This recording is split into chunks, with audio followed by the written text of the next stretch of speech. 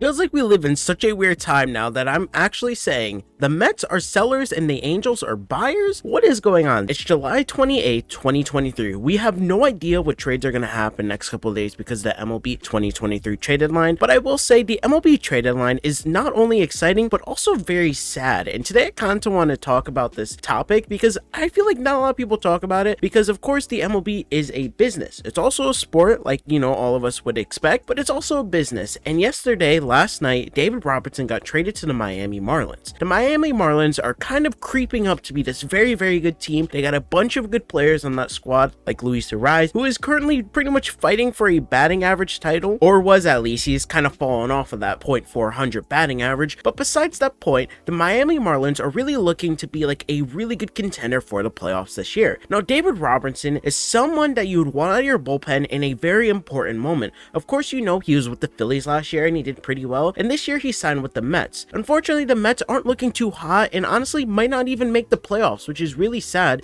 because Steve Cohen's whole dream was to be the Dodgers of the NL. Now, I know it's kind of tough to say. Yes, they're halfway through the season, and maybe the Mets can pick it back up and go on a little bit of a win streak, which I've been saying the last couple of months, but unfortunately, it's looking a bit rough. And this is what David Robertson had to say. Other than that, though, we still had the guys to get it done. We just weren't able to put it together. I don't know what it was for some reason, but like I said, there's still a lot of season left. They can still turn it around. I mean, anytime until you're mathematically eliminated, you're still in this thing.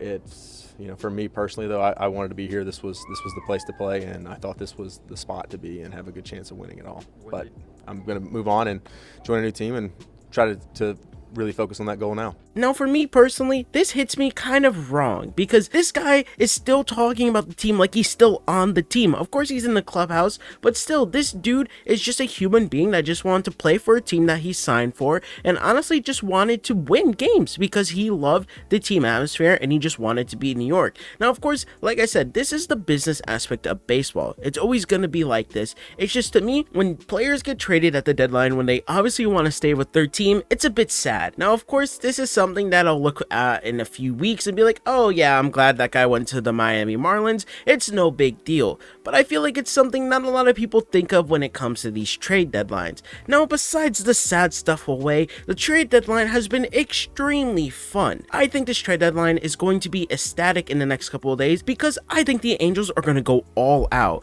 They already got Lucas Giolito. This is all you need. He's pitching, by the way, in the next hour or so, as I'm recording this at 4:33 p.m. He's going to be pitching for the Angels today, and that's a sentence I didn't think I'd say at the start of the season. Now, the White Sox are selling like crazy. They just got rid of Joe Kelly and Lance Lynn to the Dodgers, and I think the Angels, on this topic of discussion, is going to be a team that's going to go out and get something better. Apparently, they're eyeing a third baseman of sorts. They're trying to get a lot more offense in their lineup. Now, I think this is perfect. The Angels, if you really want to keep Shohei Ohtani at this offseason, you have to make the playoffs. You have to make it seem like Shohei Ohtani is going to miss out on this franchise if you really want him to re-sign. Now, personally, I think on top of Shohei Ohtani going to the playoffs, you're also going to have Mike Trout, two of the most fun players in all of baseball in the last couple of years. And I think the Angels just need to go all out, baby. I still think they should go out and pick up another veteran arm for the rotation and also just pick up a few more infielders. I'm sure they can make it work with the prospects they have, and I find it very funny that a lot of people were saying the Angels farm system was really bad, and then they pulled out this trade to get Lucas Giolito, and it was like, oh, the Angels farm system is really good now. But that's why the trade deadline is exciting. Things like this happen. You do not expect this trade to go down a few weeks ago. You thought Lucas Giolito was going to go to the Dodgers, of course, because he's the best pitching player that is going to be given away at the trade deadline, because of course the White Sox aren't going to make the playoffs, and he's going to be expecting a contract next year when he goes into free agency.